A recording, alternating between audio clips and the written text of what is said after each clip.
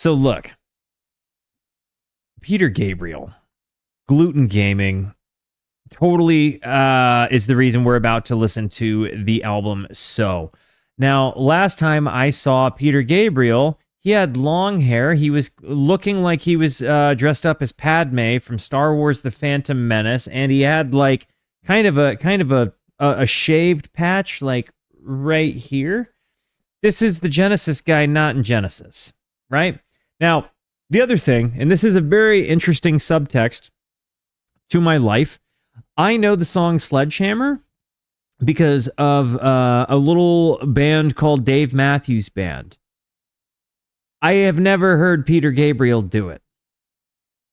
I have belted my lungs out to the song Sledgehammer by Dave Matthews Band in my car with my homie Samson. I've also got some context for this one. So mega W's for the context crew. And it looks like Peter Gabriel's So is his 5th solo album, considered his most accessible solo album to date. It was an 80s staple, topping charts in 7 nations and remaining for 93 weeks in the US. The album broke the naming convention of the previous 4, all named Peter Gabriel, in an effort to work with but also mock the record label demanding titles. Bassist Tony Levin, King Crimson, he's the Tom Selleck, he's bald Tom Selleck with the talking, the bass stick, right? Bassist Tony Levin, King Crimson, returns with a number of percussionists to showcase Peter's ever-growing interest in world music, showcasing complex African and Brazilian-influenced synths, bass and percussion interlocking rhythms. Got it. Okay, guys, I now you now know what I know. I do have to by the way, my friend Going Optimal says that this is one of the few albums he considers a perfect album. So we are taking a really big step for me. Not only am I finally getting into Peter Gabriel's solo work after exploring his Genesis work, I'm finally gonna hear the song Sledgehammer in its original intent. Not a cover of it that I've heard in, about 10 different live contexts. So guys, let me know. This is a music discovery stream. Have you heard this album before, or are you raw dogging a very first listen with me? Guys, I'm going to hit the play button. Before I do, it's very important to me that you know that you are awesome, that you are valuable, that you are important, that you matter, that you are deserving of love, and that I am abundantly grateful for even a moment of your time. If you like what you see, feel free to hit the like and the subscribe button. It goes a long way to help me out. If you really like what you see, leave a comment. I would love to hear from you, or join us on Twitch. I stream every Monday, Tuesday, and Wednesday at 8:30 p.m. Arizona time. These people over here are the best people. Come hang out with us. Come discover music with us. I know I speak for all of us when I say we would love to have you by. This came out May 19th of 1986, totaling out to 46 minutes. Let's check this out. Peter Gabriel, the album So, opening up with Red Rain. Good to see our guy with the good haircut. The first song Eddie Van Halen has been on record saying is his favorite song of the 80s. Ooh.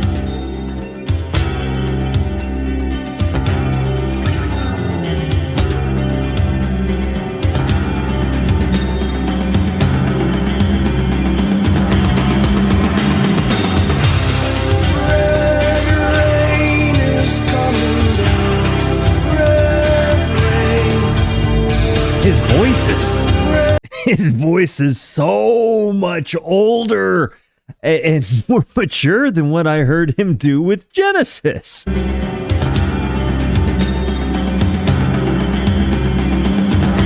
It sounds like he really aged. I mean, I know it's so much older. Fair enough. Okay. Yeah, fair enough. We're talking like, I don't know. When was Lamb done? 75? What, 11 years later? Yeah. Yeah. Okay. You right. What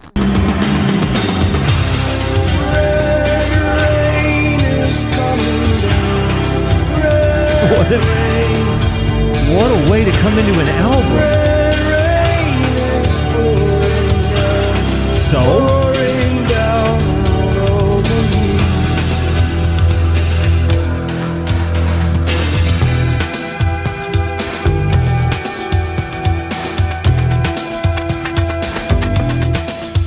Goose, thank you.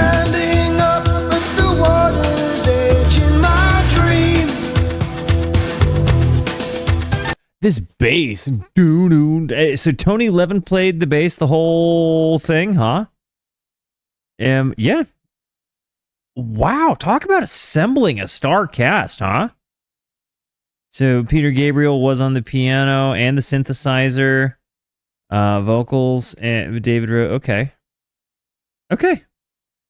Got it. Les Claypool's favorite bassist. I could believe that.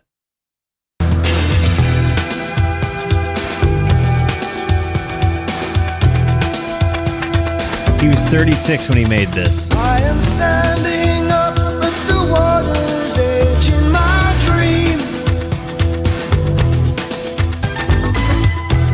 I cannot make a single sound as you scream. It can be that cold, the ground is still warm to touch. Hey, we touch, this place is so cool. Is Levin playing the music stick thing in this time period, or is he using an actual bass, like a fretless bass? Still warm to touch. Hey, we touch. This place is so quiet. Sensing that storm. Red rain is coming down. I love his voice here.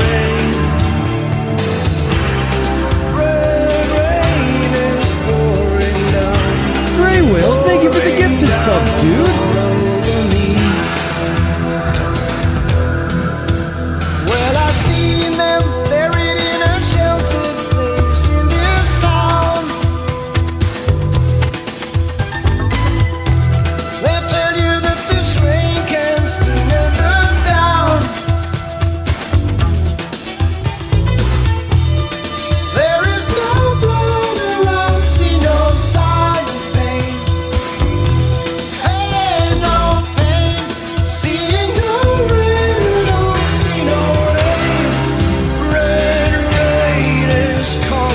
His just guttural red.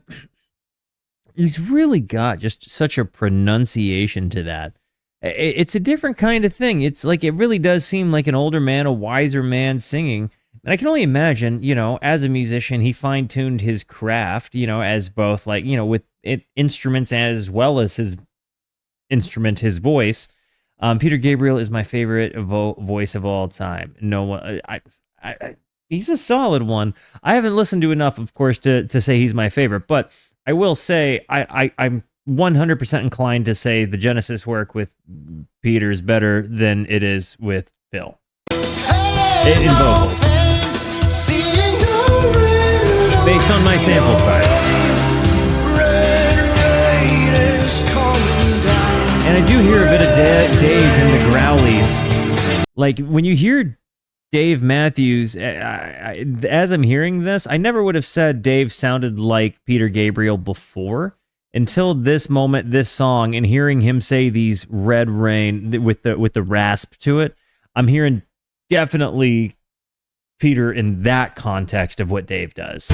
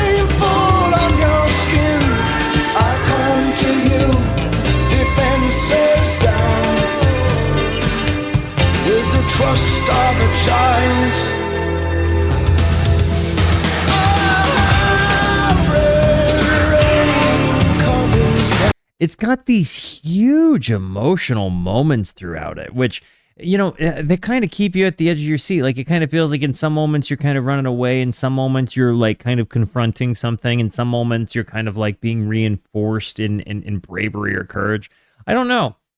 I'm trying to understand what I think the imagery is representative of. Is there context that, do we know what he wrote this about?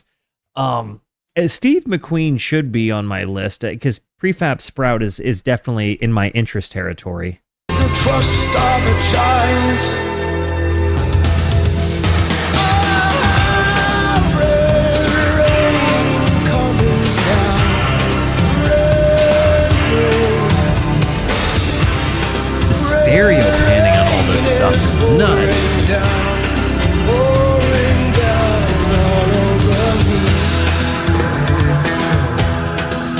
And I can't watch anymore. The bass. Bow, bow, bow. It's so hard to lay down in all of this. Rain coming down. Rain is pouring down. Rain. So, Red Rain is a combination of several inspirations. The lyrics directly reference a recurring dream Gabriel was having when he swam in his backyard pool drinking cold red wine. Another version of the dream had bottles in the shapes of people falling from a cliff. In it, a steam of red liquid would seep out of the people-shaped bottles as they smashed with impact onto the ground, and they usually followed by a torrential downpour of the same red liquid. Dang. Taken from Wikipedia. Talk about heavy imagery there in your dreams. People have so much different types of dreams than I do. Rain is coming down all over me. I see it. Rain coming down. Rain is pouring He's down. bringing the vibes down to it. Rain is coming down all over me. I'm bathing in red rain coming down. Red rain is coming down. Even having, Red rain. even that it might not be, because obviously we're all going to have our own take on it, but even knowing that it might just, it could be about a dream that is just kind of him enjoying a time in the pool, but also the contrast where that dream can sometimes turn really dark. It's kind of like it's got a happy sad to it, but, kind of the abstract of a dream. I'm very much a person who only has day in the life dreams. Like, I guess, when I was like quitting substances, I had particularly more vivid dreams, but now it's like I'm dreaming I'm sitting at my desk or I'm in the office or like having Sunday dinner, things like that. Like, I have a very just day in the life, nothing interesting happens kind of stuff going on in there. Is coming down all over me. I'm begging you. Red rain coming down. Red rain coming down. Red rain coming down. Red rain coming down. I've never had a lucid dream. I've had dreams where I realized I was dreaming, but was trapped. Over me, red rain.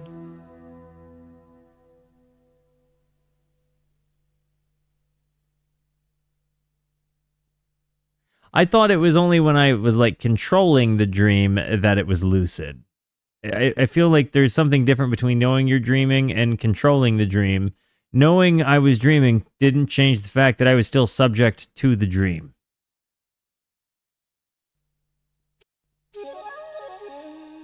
And this is Sledgehammer. This is a long overdue moment for me.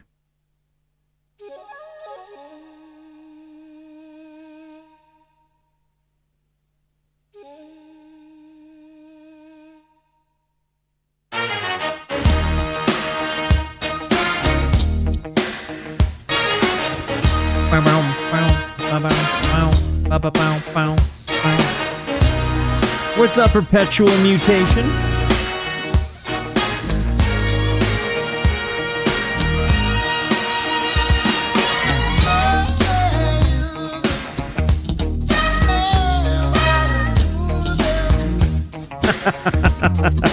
You could have a steam. I'm not gonna lie to you. Even just hearing that little bit has got me so juiced and vibing.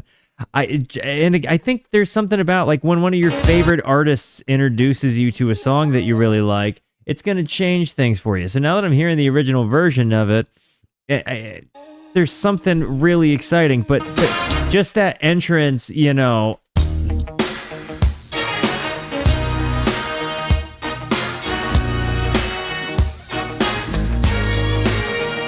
There are a handful of videos that didn't just have buzz, they were culturally transformational, and this was one of them.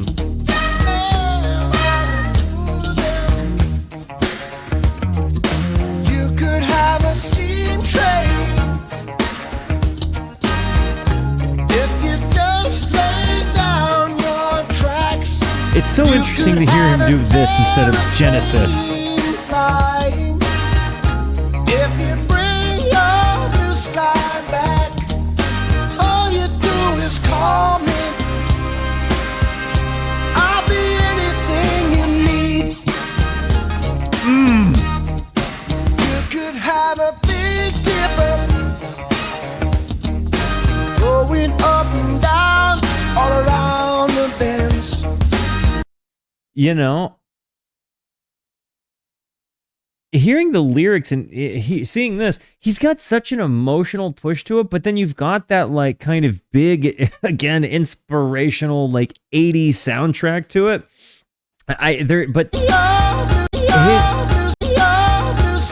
Those moments, his vocal expressiveness is so fun, and he has that, you know, that personality to his voice. You know, he's got the showmanship to his voice. But in this case, it really seems like he's just kind of being like an 80s power singer. And that's such a different vibe than what I've heard him do. Airplane flying. If you bring your blue sky back, all you do is call me. I'll be anything you need. You could have a big dipper going up and down all around the bends. You could have a thunder car bumping. There's amusement never ends. I wanna be the sledgehammer. Why don't you call my name? Oh, let me be your sledgehammer. Dude. This will be my testimony. Yeah.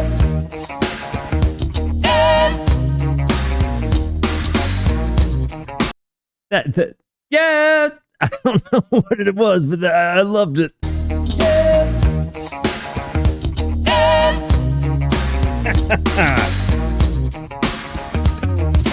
Show me around your fruit cage, 'cause I will be your honeybee. His Open voice. up your fruit cage, where the fruit is sweet as can be. I wanna be your sledgehammer. Why don't you call my name? You better call the sledgehammer.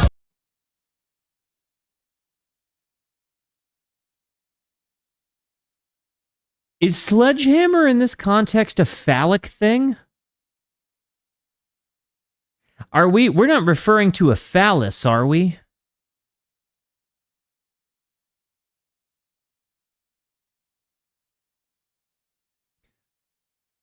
Oh, so you Oh.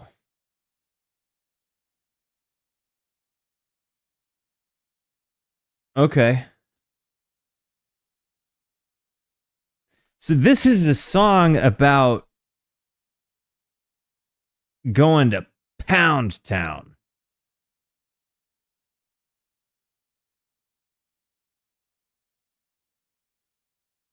Okay. As sweet as can be. I wanna be.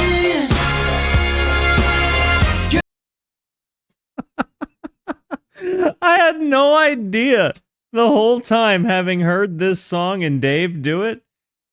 I just only ever knew that I want to be your sledgehammer part. But I never knew. I love this song a billion times more than I ever did before. And because I just connected with the homies, like what the song was about, and I've got this song. Like, do you know what Breakfast with Mel is going to be like tomorrow morning? Where I'm like, hey, babe, do you know what the song Sledgehammer by Peter Gabriel's about? And she's like, Sledgehammer? I don't know. What's it about? I'm going to be like, nothing. You should listen to it, though. I'm telling you, there is. I genuinely didn't know either, Walt. I thought it was too abstract to be about sex. Okay, well, I'm glad I'm not the only one who is just. Look, I know things go over my head because I'm like a prude, and somehow I like superimpose my prude on the world on accident. Even though I'm like, yeah, no, I want everybody to let their freak flags fly, even if mine is like, you know, my freak flag is like vanilla ice cream with a sprinkle, right? Like a sprinkle. The sprinkle's blue. Like I know the color. It's pretty predictable, right? But the thing is, I didn't see this song being about like just doing it like in the passionate honeybee romantic, like let's just make sweet 80s good loving. It makes it so much better. Open up your fruit cage, where that fruit is as sweet as can be. I wanna be your sledgehammer. Why don't you call my name? You better call the sledgehammer. I'm not gonna lie. Put your mind at rest. I've definitely gotten some good songs for amorous moments on this stream. Definitely has happened. I'm gonna be the sledgehammer. This can be my testimony. I'm your sledgehammer. He's passionate about it. Let there be no doubt about it. The sledge, the sledge, the sledgehammer.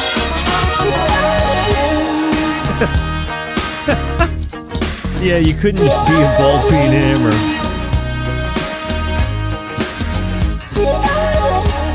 Ooh.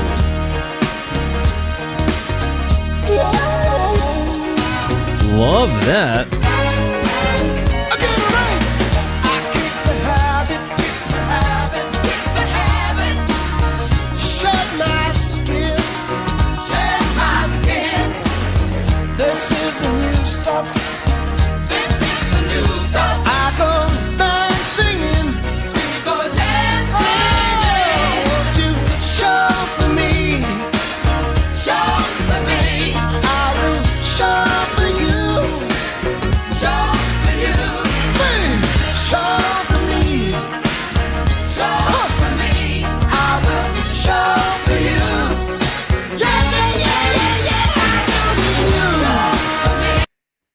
It's so crazy to me that like the Dave versions of this song I've heard are like, you know, extended jam editions, but and that this one is like the effectively kind of the blank canvas, you know, like this is the point at which all of those covers I have heard begins. and it's so distinctly different. It's so uniquely perfect. It's like absolutely the way it belongs. It's so funny to me because I certainly thought that, to me, like, I was not gonna walk away with a different definitive version of the song. But this is, especially the little booty nugget, this is a perfect song. This is really good. The passion into it. I think that it's just the relatable human being capacity of, like, we all want good, passionate lovemaking. We all want that for each other if we're good people. Like, I hope you guys are getting so laid. Seriously. Like, in the most romantic, fulfilling way possible. I hope you guys are just out there getting tail on tail in the most fulfilling way possible.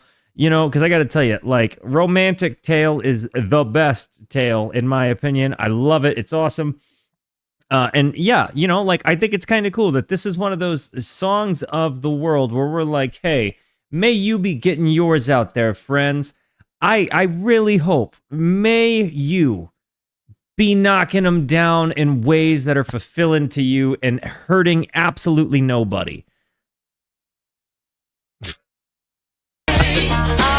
Show for you. Show for you. Show for me. Show for me. I will show for you. Yeah, yeah, yeah, yeah, yeah. I do you. Show for me. Only you. You be coming through. Did I read? The song only had enough lyrics until the final chorus. The rest is purely improvised. I love it.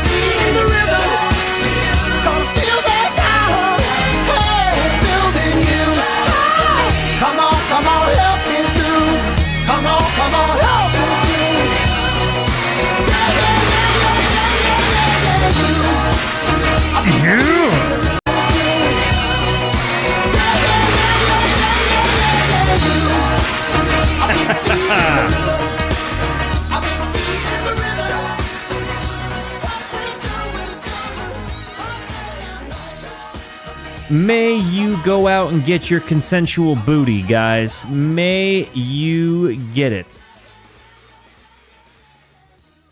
This song is amazing. You know, I can't deny, though, guys, we really took a hard left turn first to second song, and I'm a fan of that. It was, I'm not going to comment on it, but it was what you asked if it was.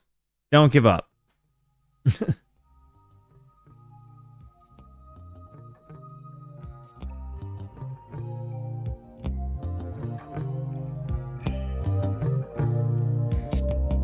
The bass tone is interesting here.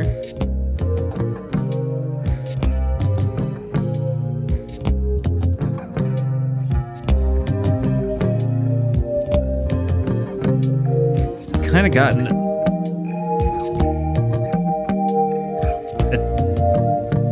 a waiting room ominousness to it. In this proud land we grew up strong. We were wanted all along. I was taught to fight, taught to win. I never thought I could fail. He muted the strings with his daughter's diaper he had with him for recording. W for ingenuity. In this proud land we grew up strong. We were wanted all along. I was taught to fight, taught to win. I never thought I could fail. No fight left, or so it seems. I am a man whose dreams have all deserted.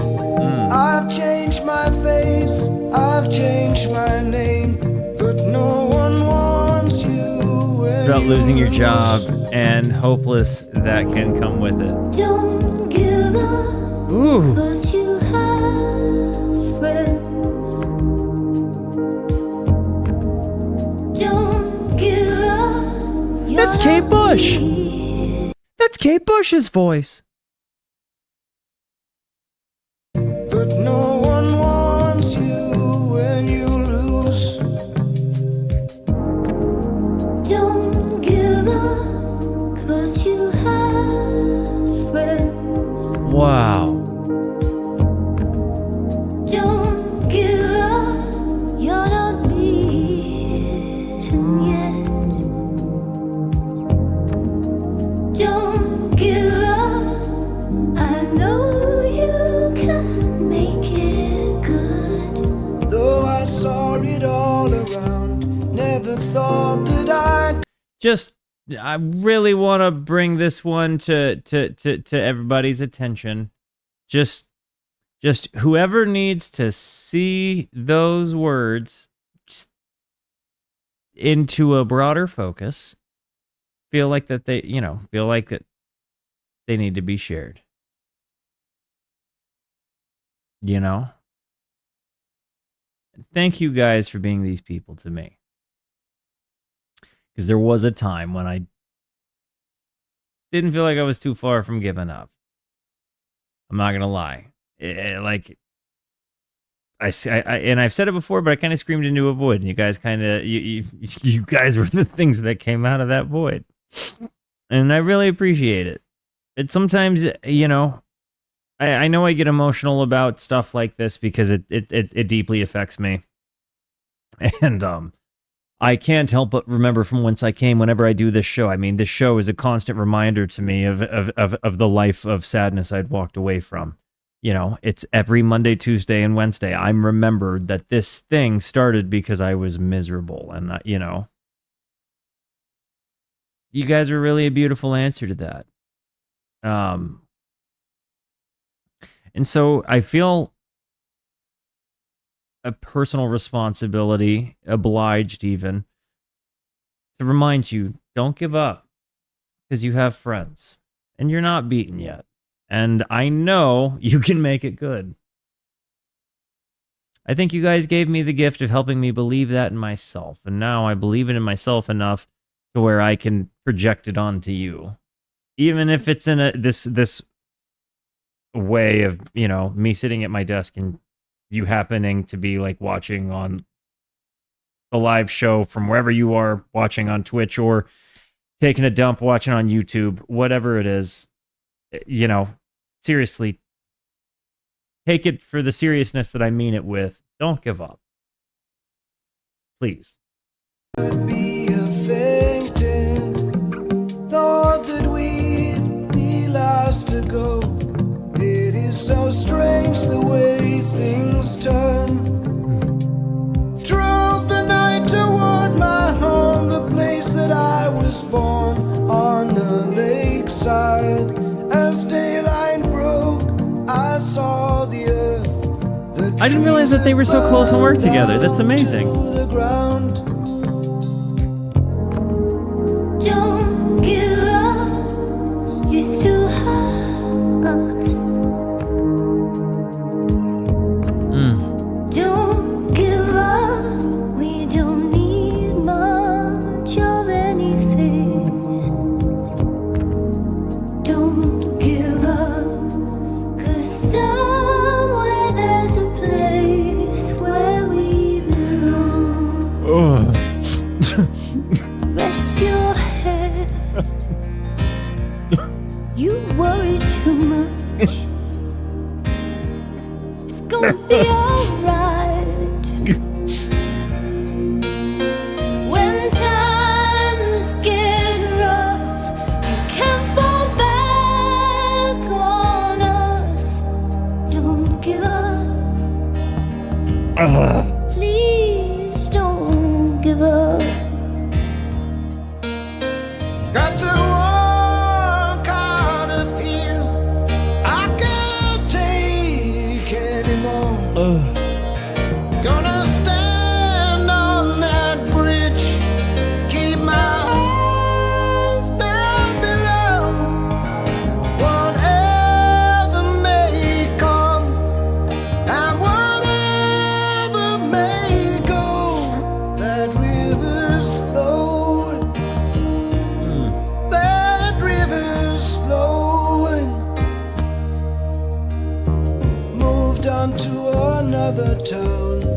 tried hard to settle down. For every job, so many men, no one needs. Don't give up, 'cause you For every job, so many men no one needs.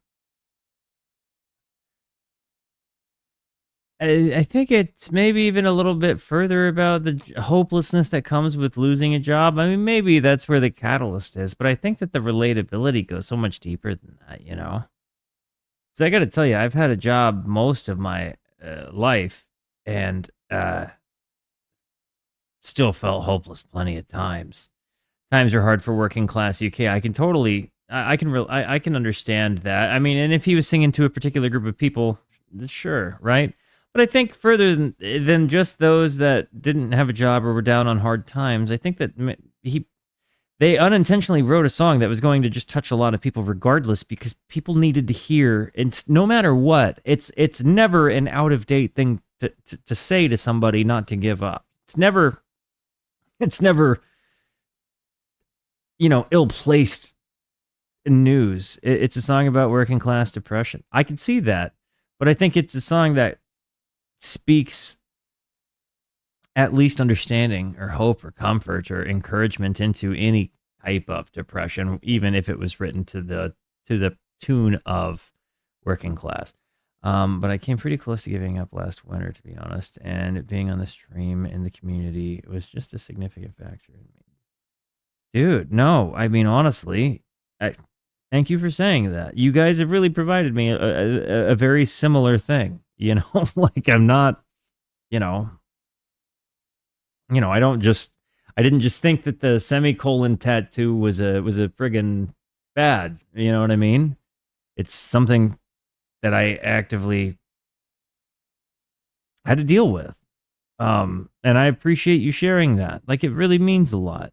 And I can recognize what hopelessness looks like, no matter where it comes from. I think we can all agree that sharing the human experience makes it much easier to tolerate, because life is hard. It's really hard. And being a human being is really difficult. It's not easy.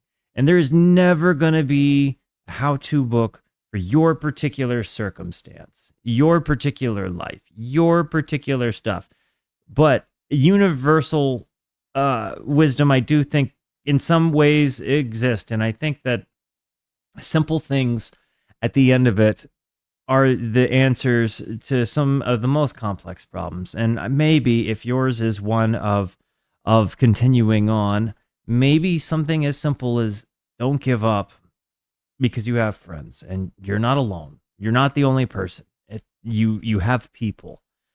Whatever the case may be, you know, it's that basic wisdom that needs to be heard.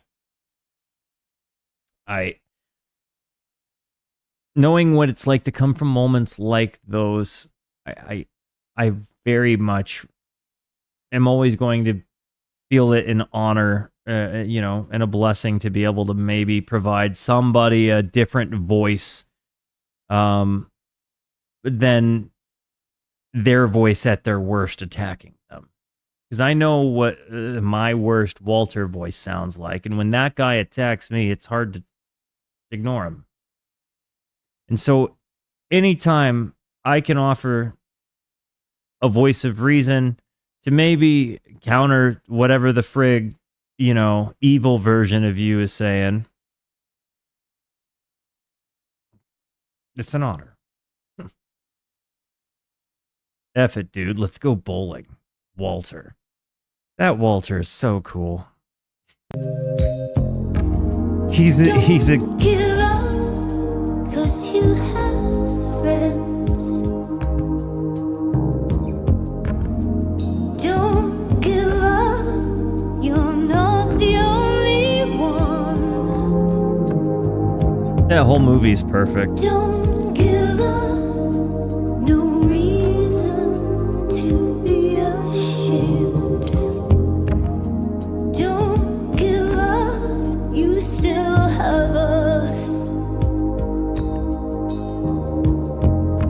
song kills, Don't bro. give up now. We're In the best proud way. of who you are. Don't give up. It's actually a very good point, Jules. It's never been easy. Don't give up, 'cause I believe there's a place where we belong.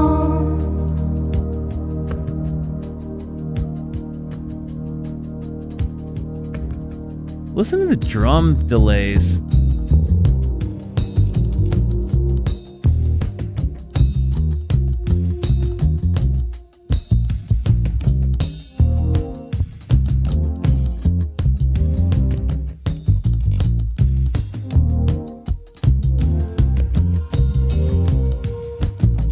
I'm definitely about Tony on the bass, closing her down. Talk about sticking a landing.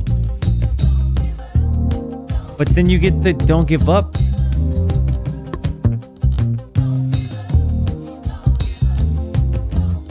I love how distant they keep that.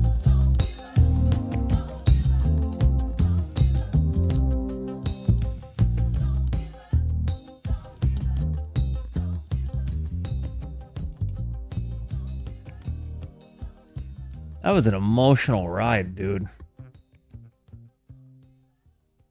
I gotta tell you, we went from kind of dark, potentially political, to let's go make passionate love. And then, hey, it gets better. That voice again after the ad break, though. Guys, give me a few. This is off to a great start. This is off to a great start. I'm really glad that's the one we rolled tonight. I needed a peach.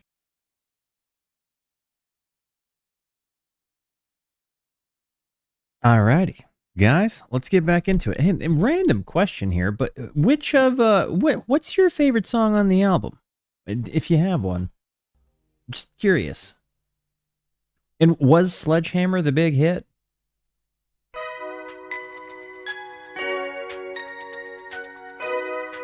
I'm loving the little electric drum sounds throughout this. They're so... Oh, didn't see you going that way.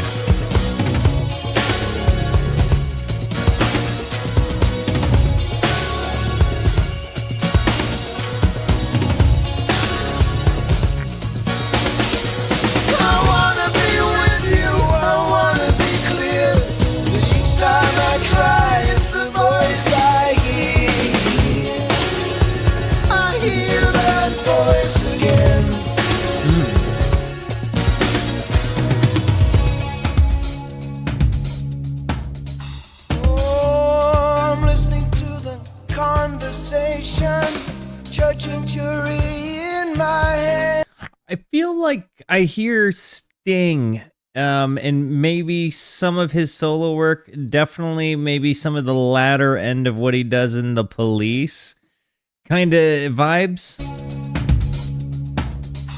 Am I wrong? I'm listening to the conversation, judge and jury in my hand. It's calling Am I wrong? everything. All we did and said. I say it affectionately. I like Sting. Still I hear that sharp tongue talking tangled words. I can say. I'm not gonna lie.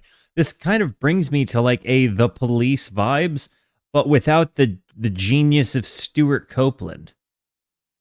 I do think I would take Tony as a bass player over Sting, though, any day. Still I hear that sharp tongue talking tangled words. I can sense the danger. Just listen to the wind.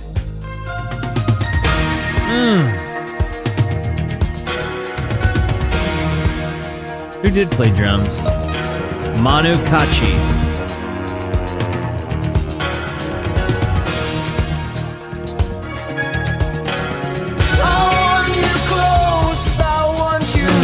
that I can't help but cry. listen, but I don't wanna hear that voice again. And I wanna be with you, I wanna be clear, that each time I try, it's the voice I hear that voice again.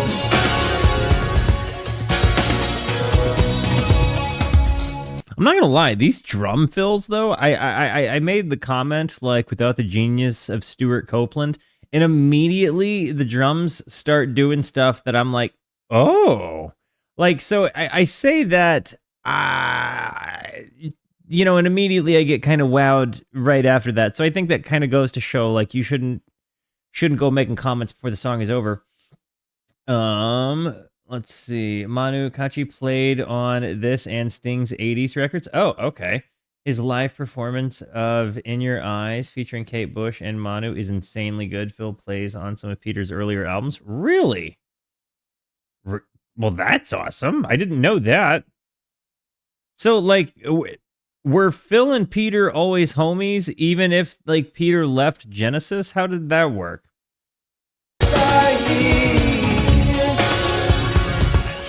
That voice again.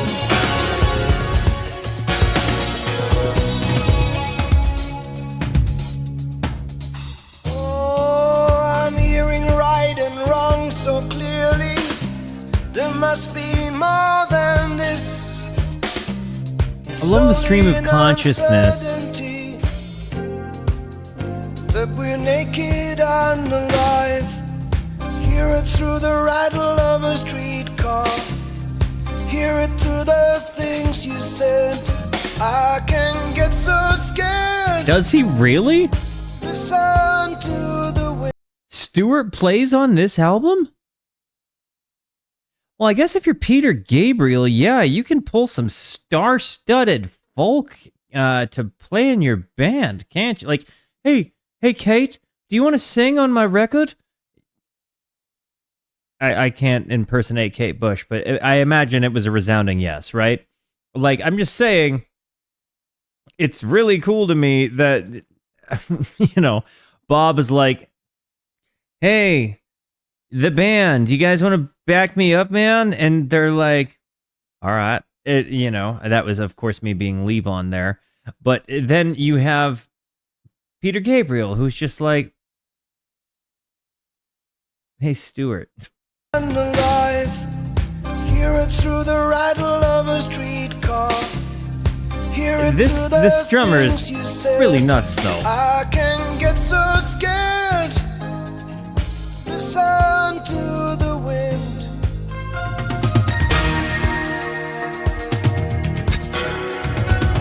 Like, let's be real. Stuart Copeland was the Nas, is the Nas. Like, that guy is the Nas. So is Peter Gabriel, though. A classic double the Nas situation.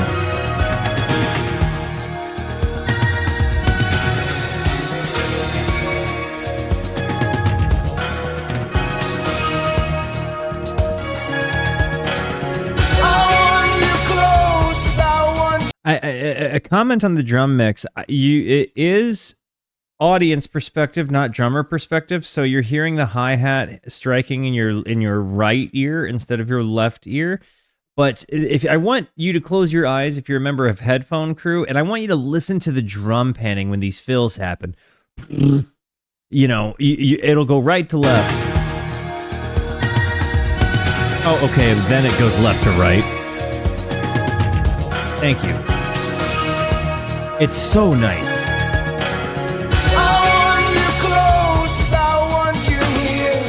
I can't help but listen, but I don't want to hear that voice again.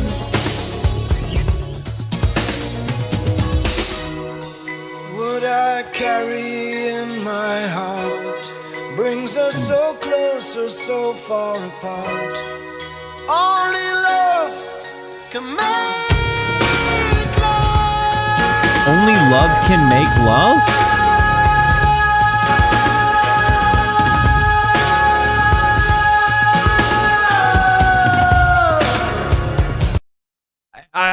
Forgive me for being disrespectful there. So close or so far apart.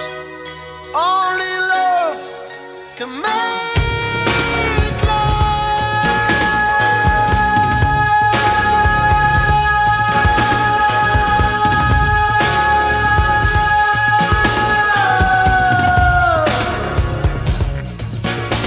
16. He held that for 16 beats. Dude. Love can make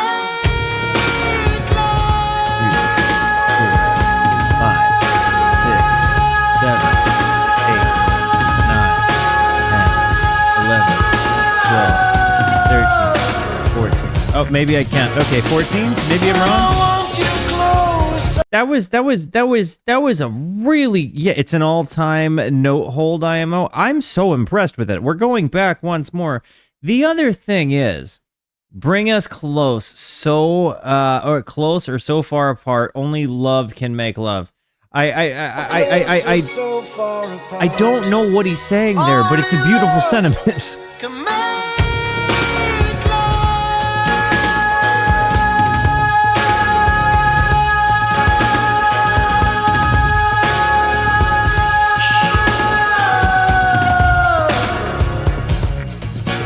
Close or far apart. It's that.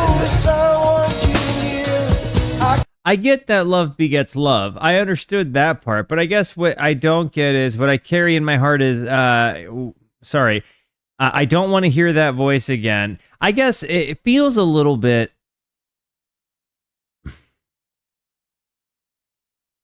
Maybe the hard part of love, in the way that it's like. It may be identifying kind of the good, the bad, and the ugly of it. Because, you know, this whole thing, that voice again, like, I can't decide, you know, if he's talking about his own position I like that it's giving me something to chew on. I like that it doesn't just feel like it spells it out to me. I can't tell, you know, I don't want to close. I don't want you close. I want you here. I like that. I can't help but listen, but I don't want to hear. I hear that voice again. I want to be with you. I want to be clear. Like, it sometimes. That voice again. Sorry. Love can make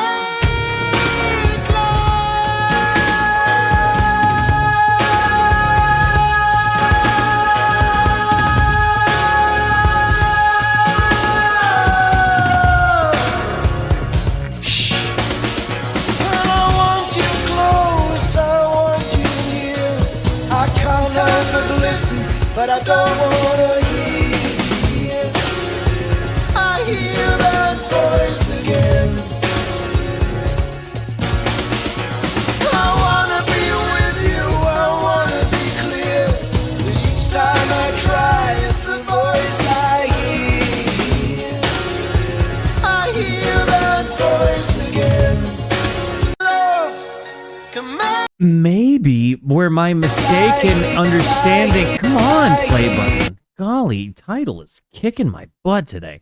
Maybe that where my mistake is coming in is whose voice it is he's hearing again. Maybe it's his own voice of like doubt or something that he doesn't want to hear. He knows what he wants, but he doesn't want to get in his own way. Maybe I am assuming the wrong voice he doesn't want to hear again.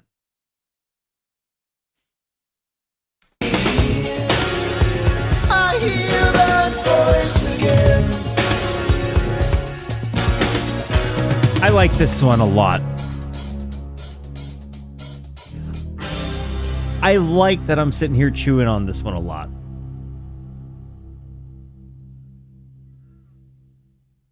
The harmonies in that. It's much more like I think like 80s synthy electronic, but like feels still really organic. You still have that organic drum, but you also have like electric drums. The bass is very, very present and melodic throughout this, and I think that's maybe just a byproduct of having, you know, Tony play bass on your record. But it's very, it's got a lot of some occasional busyness from, you know, these like drum machines, but it's also like, you know, maybe the synthesizer, like arpeggiation, but then you've got a really cool like ambience, a really cool atmosphere that gets thrown into a lot of these different songs. End of side A. Everybody, I need us to go ahead and turn over our records. Let's go ahead and flip over our imaginary records to side B. And let's see if we like side A or B better, or if it's just all a good record. Mercy Street, here we go.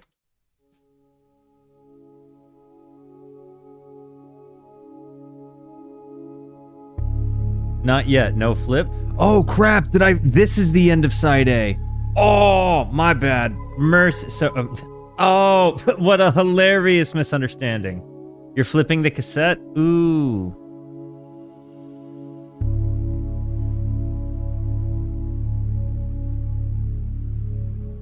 I hope nobody flipped prematurely.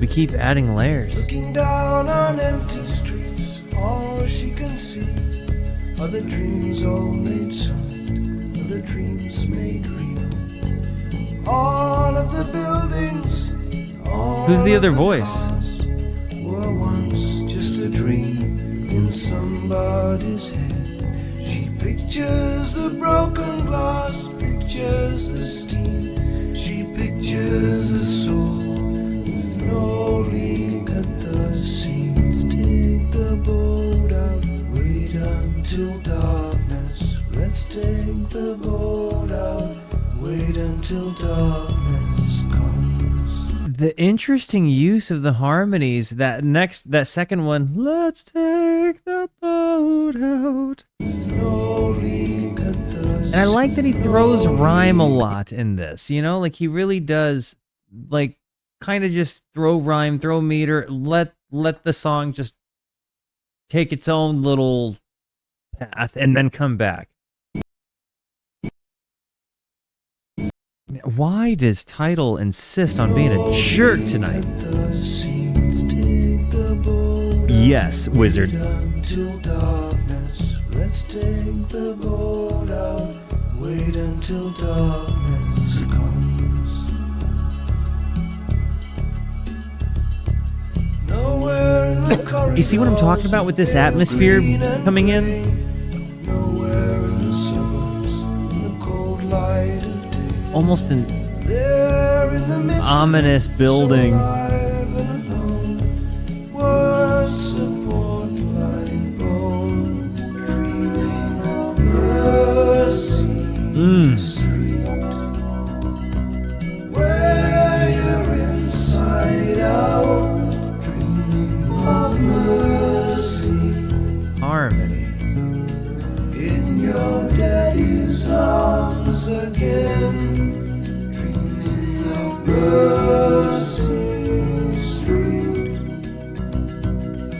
It's like you can definitely tell it's like kind of primitive sequencing. In your daddy's arms. Is this a triangle I'm hearing?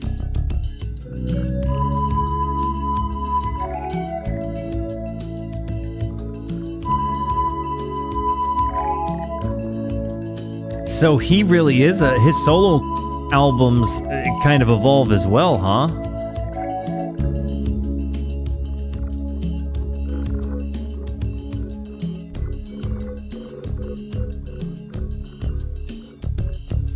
Pulling out the vapors from drawers that slide smooth, tugging at the darkness, word on word, confessing all those secret things in a warm velvet box. To the priest, he's the doctor, he can handle the shocks. dreaming of the tenderness that tremble in the hips of kissing Mary's lips, dreaming of Mercy Street, where you're inside out. It's the voices. I mean, admittedly, in some ways, it does remind me a little bit of Graceland.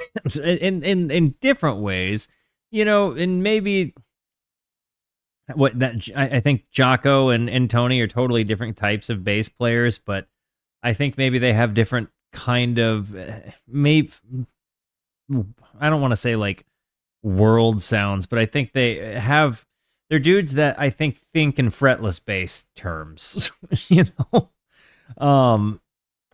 Division Bell vibes.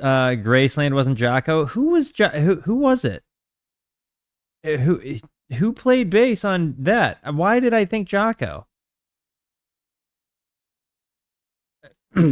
Now I'm flustered that I got something wrong. Thank you for the correction. But Hejira was Jocko. Okay. Jocko. Both are fretless. Okay. I for whatever reason, I thought that dude was Jocko.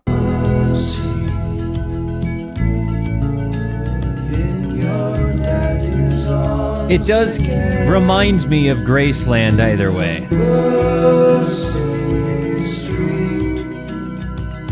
Swear they moved that side, looking for mercy in your daddy's arms. Honestly, the bass in this is so beautiful to me. It's so present, kind of so melodic, but like really backed off. You know, when it comes in, it's so impactful. Mercy Street, swear they moved that side, looking for mercy in your daddy's arms.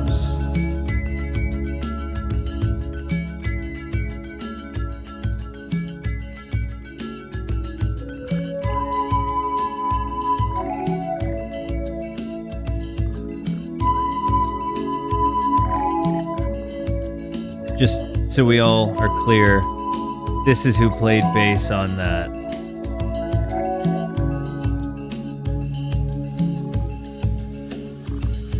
Just so we're clear.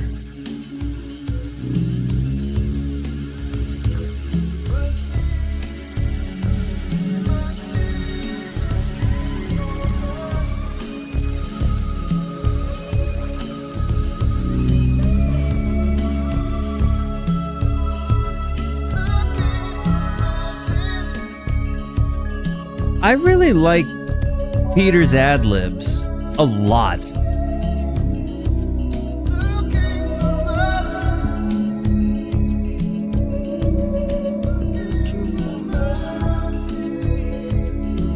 Is it a flute or a guitar swell?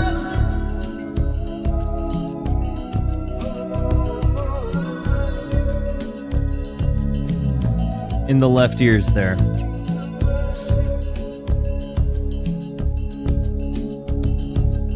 I'm with the father, he's out in the boat, riding the water, riding the waves on the sea.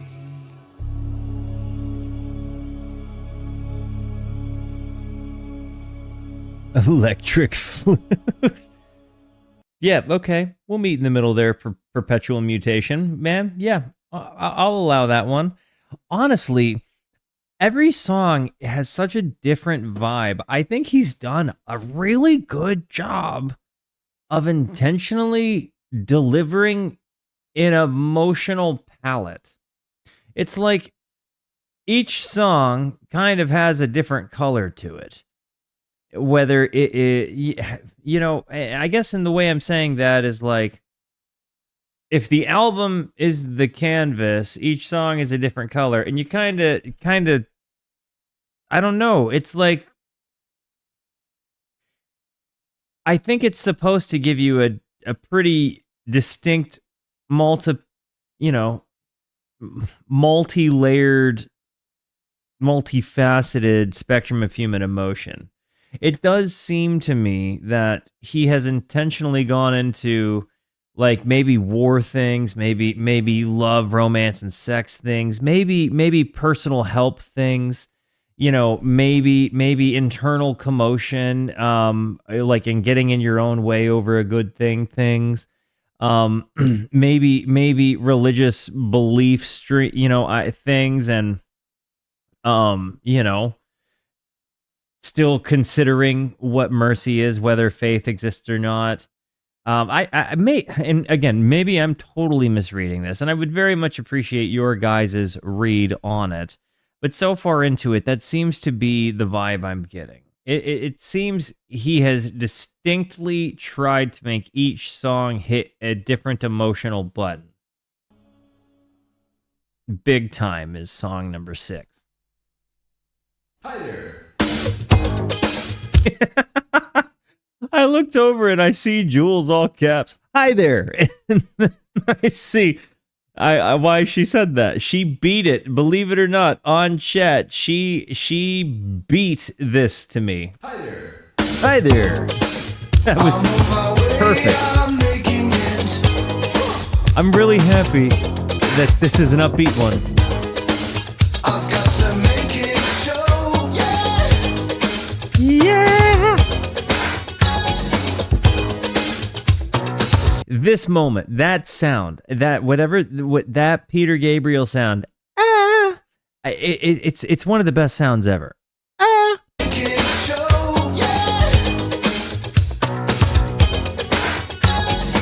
I love it.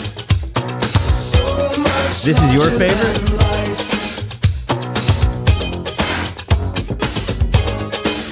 I'm gonna watch it growing.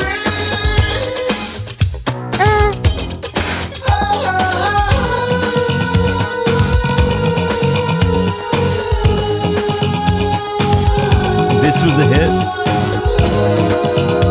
Listen to that bass.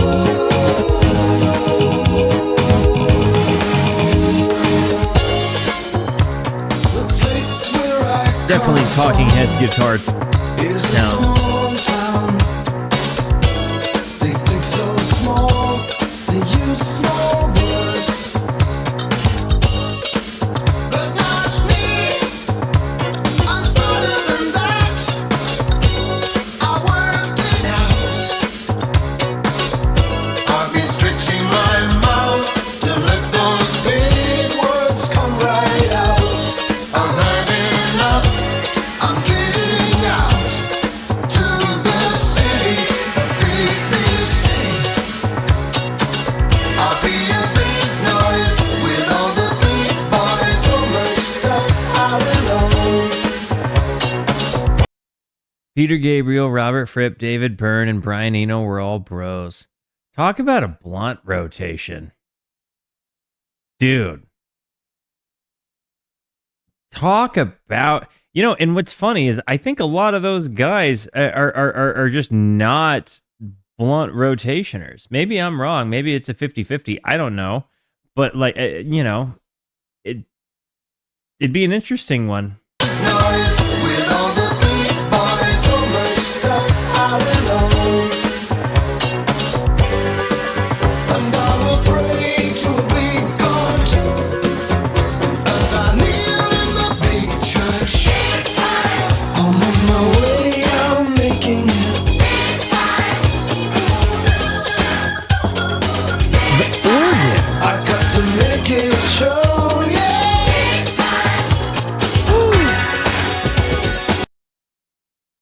Look who played drums on this one.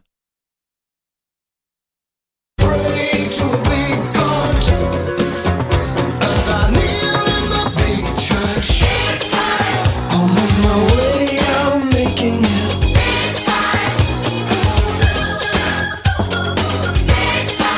I got to make it show,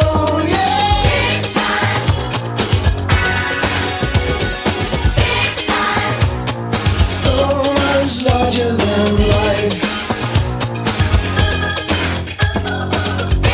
Yeah,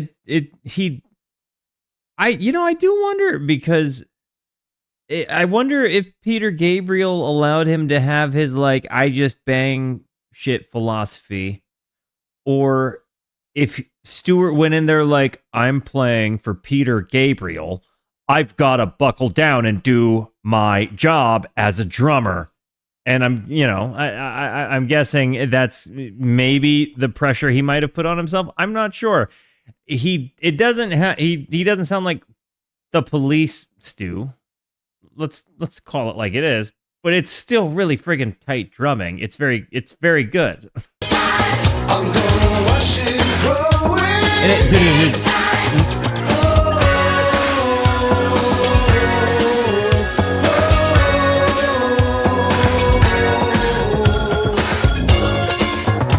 My parties have all the big names, and I greet them with the widest smile. Tell them how my yo, what's up, VVD? Welcome to the Rooskies. Rooskies, make your new friend feel at home. when I show them around the house to my bed. I had it made like a mountain range with a snow white pillow for my big fat head. And my heaven will be a big heaven, and I will walk through the front door. Big time. I'm on my way, I'm making it. I can't get past how tight this bass line is. Also, the idea that Stuart Copeland plays with Tony on a song in general is such an exciting one. It makes me realize even further in this moment that I really need to listen to Oysterhead. Stuart Copeland, Trey Anastasio, and Les Claypool in a trio. Like, it seems like it's gonna happen. We got to do it like real soon. This song also, I do think is I don't think it's better than Sledgehammer. I think Sledgehammer hit me really, really, really hard, but also there was a big build up to that and it just didn't disappoint. Also, there was the moment where I realized Sledgehammer was a phallus. That's just always going to be a good memory that we get to, have forever together. Big Time is just a fun one, and honestly, I think it is such a necessary uplift after kind of a tough run between That Voice Again and Mercy Street. I think it does so well, like for him to put two pretty heavy ones and then to just shoot straight off into the sky there with Big Time. I really, really appreciate that.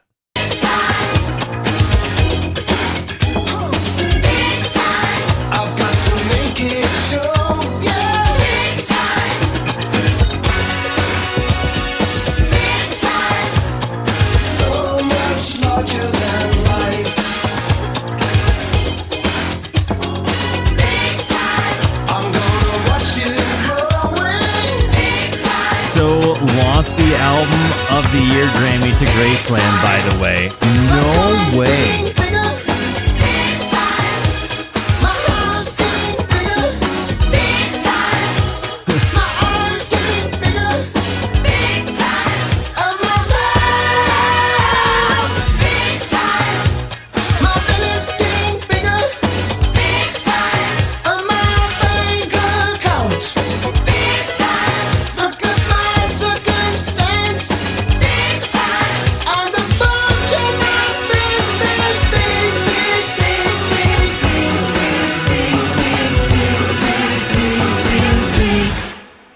Look at my circumstance and the bulge in my big.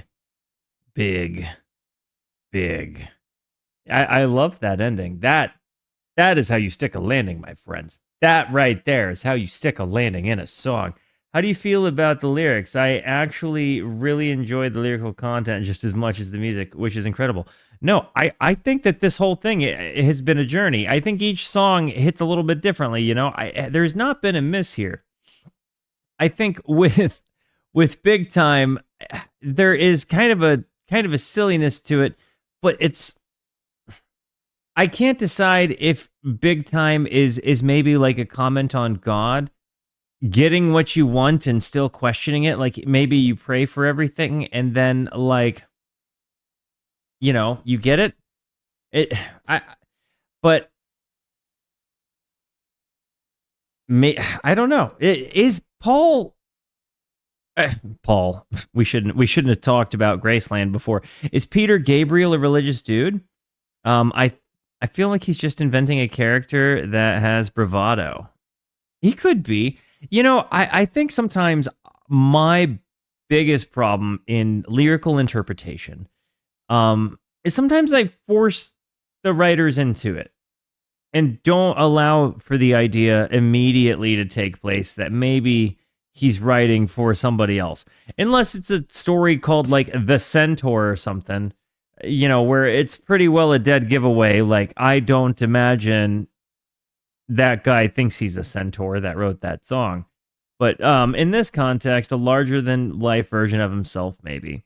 What's interesting is that like Peter Gabriel is very much a guy I think that people saw for personas, and for all intents and purposes, a persona is a mask, right?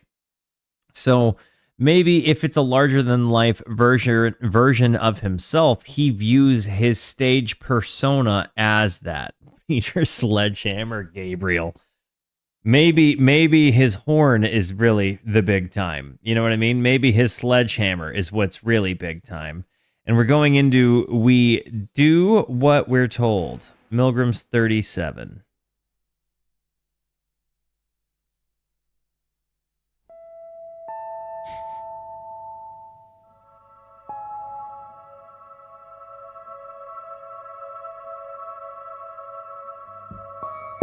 You think it's an American Psycho type of character? I never saw that, so I couldn't tell you.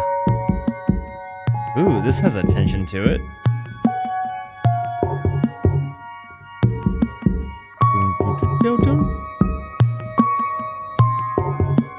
Like an electric ham drum?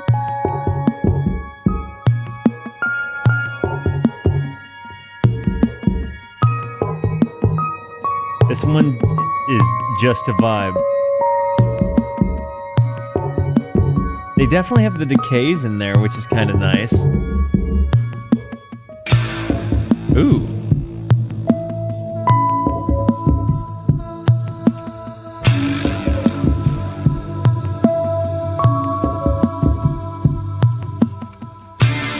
So this is when Peter Gabriel invents trip hop.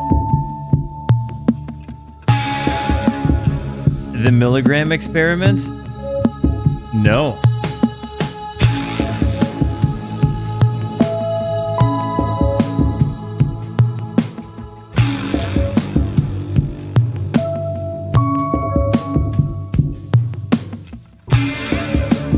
Big Time was kind of a TV event, which were relevant at the time. Okay, like the evangelist kind of folks? That could be.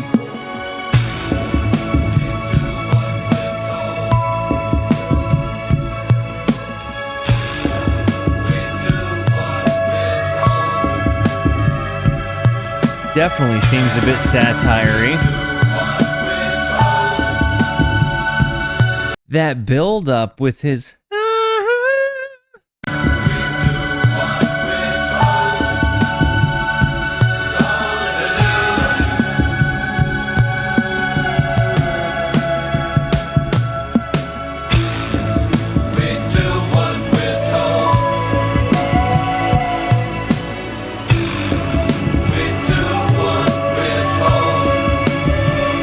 The dissonance in the left and right. Like there's so many added layers to this.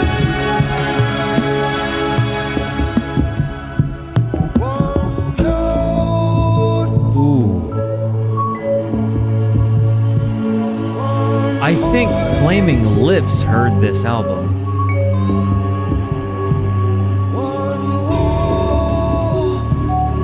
Oh.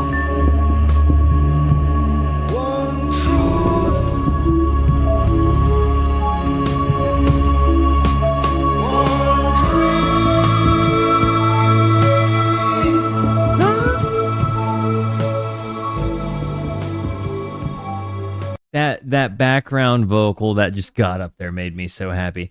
The milligram experiment is in the early 80s, a series of social psychology experiments that were conducted by Yale University psychologist Stanley Milgram, who intended to measure the willingness of study participants to obey an authority figure who instructed them to perform acts conflicting with their personal conscience.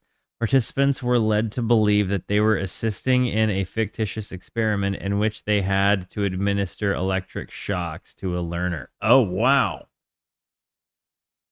So it's similar, like, but not necessarily the prison experiment, the Philip Zimbardo prison experiment, but except these people were like tricked into thinking they were shocking people.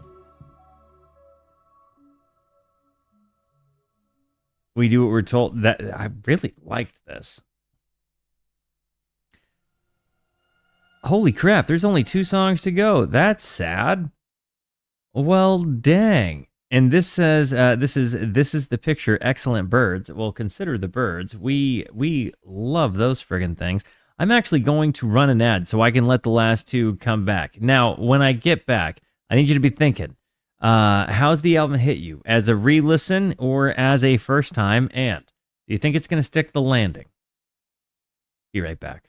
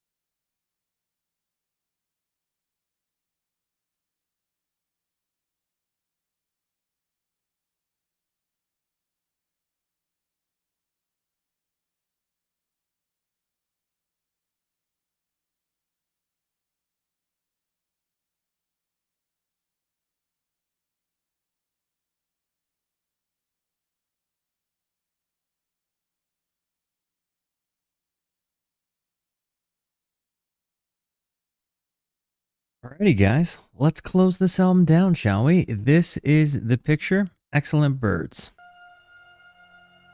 Man, this album has been freaking immaculate.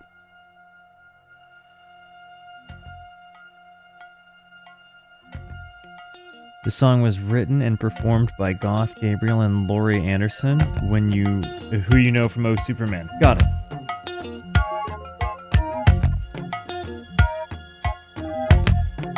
Flying birds, excellent birds. Excellent. Watch them fly. There they go.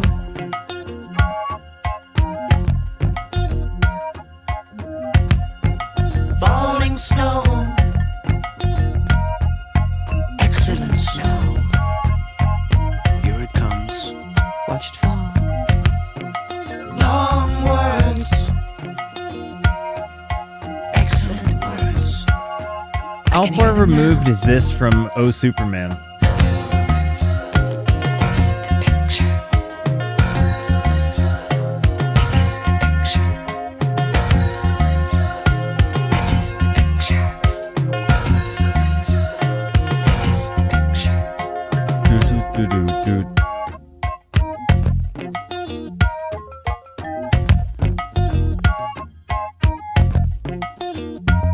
Yeah, they're not that close. But did this Sitting by the window, this came before or after Oh watching the Superman? snow fall. I'm looking out, and I'm moving, turning in time, catching up, moving in. Jump up, and I can land on my feet. Look out!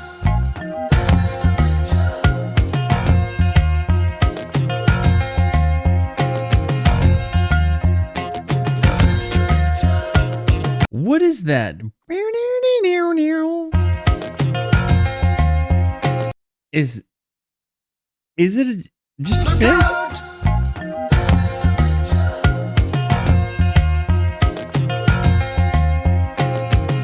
Lori has a different version of this song on her album Mr. Heartbreak. The Koto? I don't think so. Maybe. But it sounds like one of those like MIDI guitars, that's programmed to do a different sound. Like one of those like Yamaha DG20s. This is the picture. This is the picture. This is the picture. This is the picture.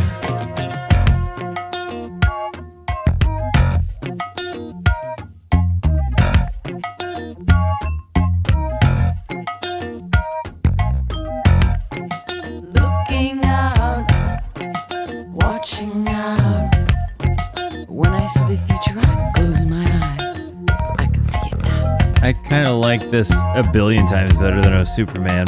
Please don't hate me for saying this. Pictures of people Rising up, pictures of people falling down, pictures of people. standing on their heads, they're ready. I see Pictures of people rising up. I see pictures of people falling down. I see pictures of people standing on their heads, they're ready. They're looking out, look out. they're watching. I think that this is the picture. Do you think maybe it's a comment on media?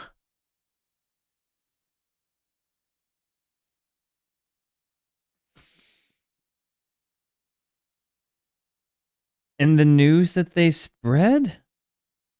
Maybe I don't Watch know. out. They're looking out, Look out. they're watching out. I think I think that they used percussive nature element so many Jeez, I can't even talk. Watch out. The percussive element of this album in general has been very interesting and uniquely melodic. I think because, so much of it is kind of arpeggiated. Like they've found a way to make the synthy stuff kind of percussive. And, I think when you have those kinds of textures, then you have the Tony Levin, je ne sais quoi, like just kind of throwing bass all over everything. You have a very different structure of music put together that still really works because it follows, the form and function, but it doesn't follow. I don't know. Maybe it's just kind of a quintessential 80s sounding album. I don't know. It does seem like one of the defining. It seems like a lot of the tropes that you hear come out of the 80s may be taken inspiration from this. I don't know.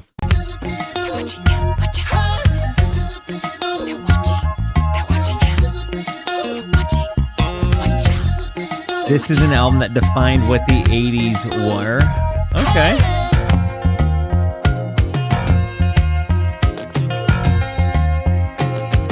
You mean besides Thriller?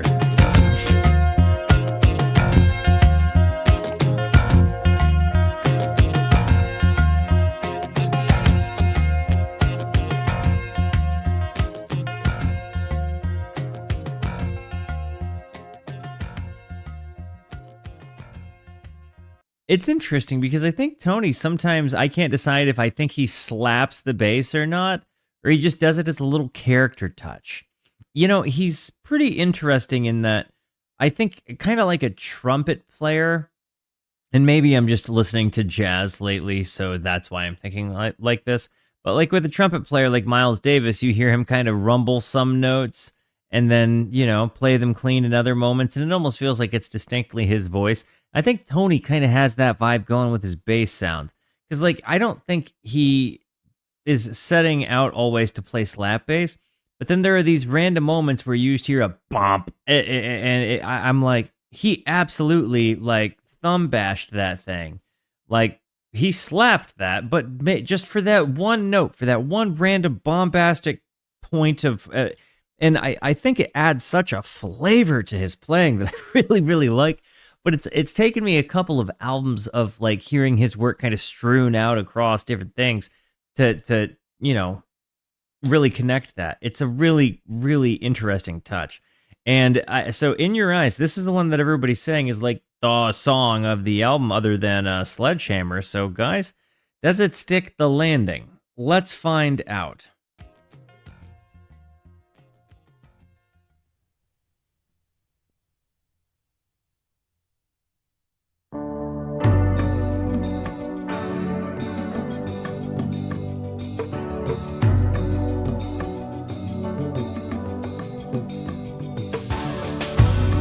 Love the panning drums here, as in they're split in the stereoscape.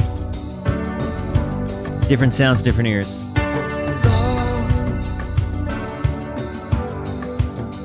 I get so lost sometimes. Days pass, and this emptiness fills my heart. Wow. When I want to run away, I drive off in my car. That runaway part. But whichever way I go, I come back to the place you are. Ah, what a beautiful sentiment. Days pass and this emptiness fills my heart. When I want to run away, I drive off my car, but whichever way I go, I come back to the place you are. I want to hear that again. That was beautiful. And this emptiness Wow. fills my heart. When I want to run away, I drive off in my car. But whichever way I go, This is a song for me and Mel. back to the place you are. All my instincts, they return. The grand facade so soon will burn. Without a noise, without my pride, I reach out from the inside.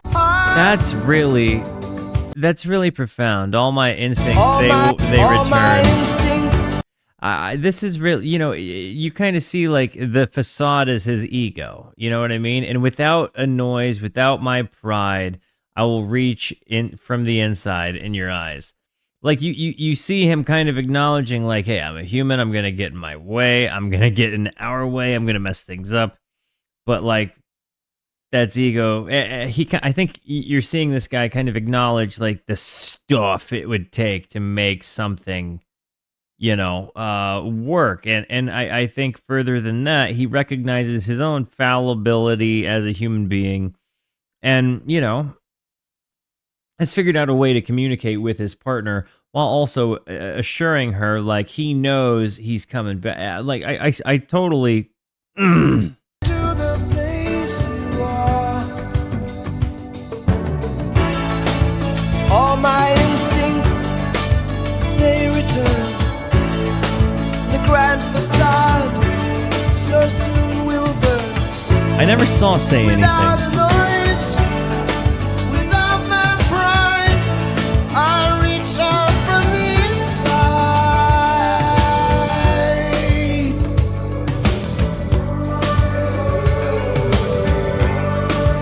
In your eyes, the light, the heat, I am complete. See the doorway, the thousand churches, the resolution of all the fruitless searches. Oh, I see the light and the heat. Oh, I wanna be Really? that complete.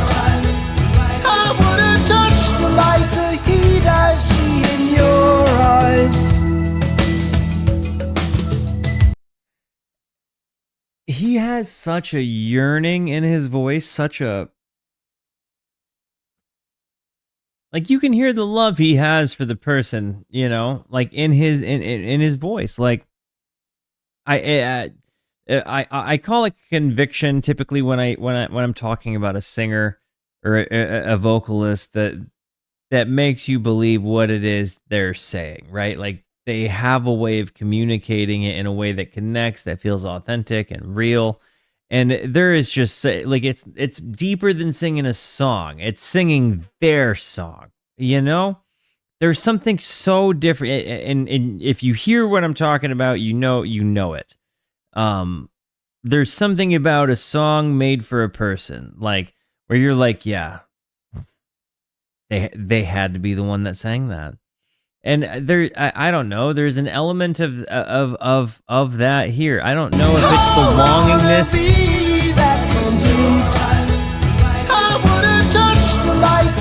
But like to say things as profound as I want to be that complete, in reference to another person, in reference to a love.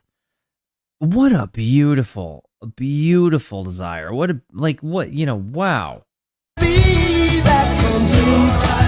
The humanity in the voice is a great way to put it. I see in your eyes.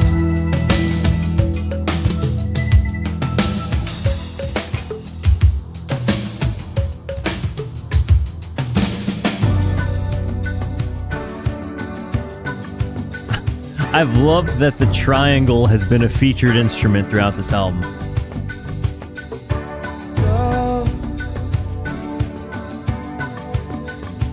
I don't like to see so much pain, so much wasted, and this moment keeps slipping away. I get so tired, working so hard for our survival. I look to the time with you to keep me awake and alive. Wow. And all my instincts, they return, and the grand facade so soon will burn. Without a noise, without my pride, I reach out from the inside. The live version that includes more world music influences and just ramps song to another level. Well, Kershak, welcome to the Rooskies, homie. Thank you for the insight. Rooskies, make our new friend feel at home. I'm also very glad this album hit tonight. This has been such a fulfilling experience, such a wholesome album to dig into. Your eyes, the light, the heat. Your eyes, I am complete. Your eyes, I see the doorway. The thousand churches. Your eyes, the resolution. Your eyes, of all the fruitless searches. It's interesting to hear him out of the Genesis context as well, and I really love that. Oh, I wanna be that complete. I wanna touch the light, the heat I see in your eyes.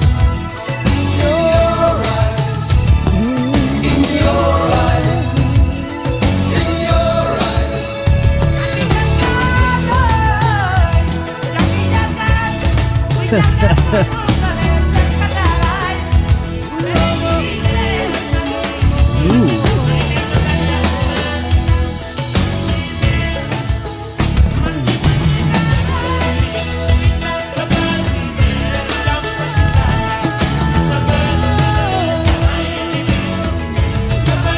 Yuso Nadur cameo.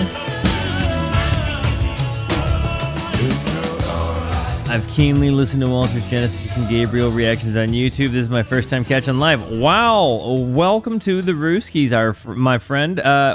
You came on the right night, apparently. Yeah, tonight was the night Peter Gabriel hit on the wheel, so you showed up at the right moment. Sell it. Yeah, golly goodness, guys. Other than the fact that it ended with 6 full seconds of dead air, I've got nothing bad to say about this album. It was a perfect 9. It was 9 for 9. I can see how people would say it was like a quintessential album of the 80s. It definitely characterized the sound. At any rate, I feel like I'm obligated to watch the movie Say Anything now, just to understand the cultural phenomenon that was that moment. So share your story with me on this album. You know, like, where were you when you were hearing this album the most? I'm guessing a lot of you guys, because admittedly, my channel demographics on YouTube would absolutely indicate that most of you guys probably grew up with this. So I'm interested to know in what context you ended up listening to this the most. Guys, I love you. This was a long time coming. This really was such a fantastic listen. Who put that on there? Was it Derelict Andrew? Let me double check. Is that who it was? Peter Gabriel. Oh, wait, that was the song. I wanted the album. It was Gluten Gaming. Thank you. Gluten Gaming. Guys, W's for Gluten. I appreciate the heck out of that one. That's absolutely one I'm going to be living with. I actually just downloaded it. Anyways, guys, I love you. Thank you for being here. Thank you so much for the positivity that you show both to me and to one another. Continue to be the best. And until I see you next, be introspective and consider the birds. Goodbye.